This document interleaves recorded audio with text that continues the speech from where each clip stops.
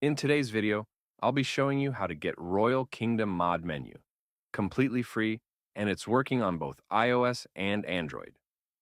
As you can see on your screen, this will give you all the hacks in the game, as well as unlimited coins, hearts, and potions for both iOS and Android. I have a bunch of options right here, such as free booster, unlimited coins, hearts and potions, unlock frame and badge, unlocked everything, and much more. First of all, you need to make sure that your Royal Kingdom game is updated to the latest version. To check that, simply go to the App Store and see if there's any update available for the game. If not, then you are good to go.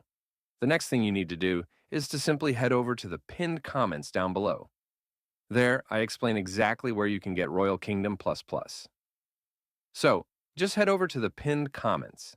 Leave a like if this method worked for you at the end, and that's it. See you all in the next video. Bye bye.